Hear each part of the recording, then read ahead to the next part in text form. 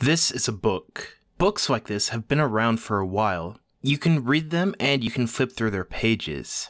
This is also a book, only it is a different format than the other book, but the content is exactly the same.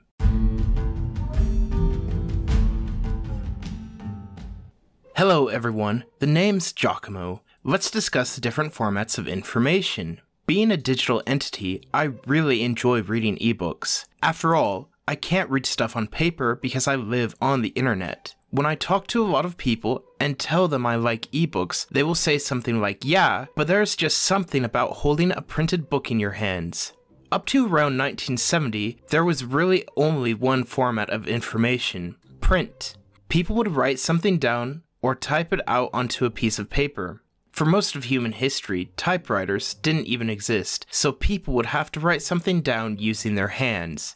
At this point in time, digital entities such as myself couldn't even exist.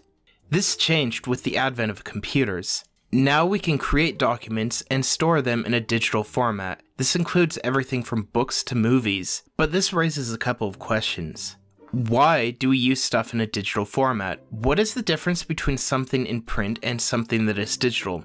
Well, let's take a look at these two questions. First, we put stuff into a digital format because it is more accessible and easy to access. Let's say that you get an ebook from a library or an online bookstore. You can usually download this book to any number of devices. This may include a laptop computer, a cell phone, tablet computer, or a dedicated e-reader. In many cases, you can download a book to all of these places. This is very convenient as the book will often keep your bookmarks in the same place across multiple devices. Ebooks also take up less physical space. You can fit hundreds of ebooks into one e-reader, tablet, or smartphone. It would take multiple shelves otherwise. Digital format allows material to be shared across multiple locations. Consider this video that you are watching. This video was created at a specific geographic location, but you can live on the other side of the world and watch it on YouTube. Subscription databases are a great example of how online material can be very advantageous. Often, these databases contain articles and material from journals that can be very expensive to purchase and print.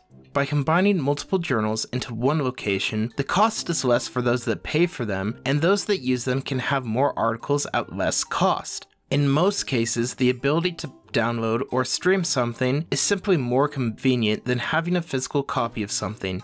There are some challenges involved in maintaining digital content. First, print books don't require electricity. You do need light to read them because they are not as easy to read in the dark as an ebook, but you could go sit in the sun and read a book if you really don't want to turn a light on. Second, it is much easier to maintain objects in print than it is online. A printed book can last for hundreds of years. Under proper conditions, chances are your digital book will need updated to a new format within the next 10. Also, computers have a much higher fail rate than books. Let's face it, unless you get a book wet or light it on fire, it isn't going to get destroyed. Your computer, on the other hand, ages and grows old due to new technology coming out, or because the parts grow old and get unusable.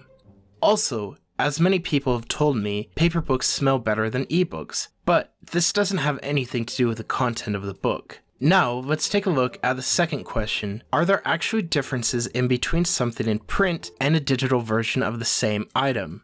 This depends on the item. In most cases, there is no difference. If you have a paper copy of an ebook, it is going to have the same content as the digital copy. However, digital copies can be updated without having to buy a completely new copy. Digital material may also be formatted differently. A digital copy of a magazine may be missing all the ads of the print copy, or it could be missing all the pictures. When it comes to content, they are about the same. So, now that I've answered these questions, let me pose another question. Which is better, print or digital? As stated at the beginning of this video, I prefer digital content, and in some cases, the digital version of something may be better.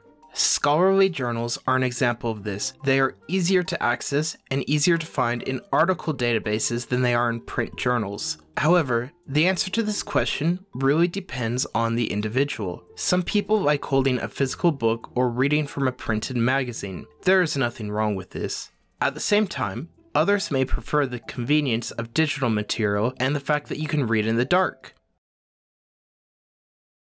Which do you think is better? Books or ebooks? Print or digital? Leave a comment in the description. I'm interested to read what you have to say. If you like this video, please subscribe to this channel. And also feel free to share this video with others.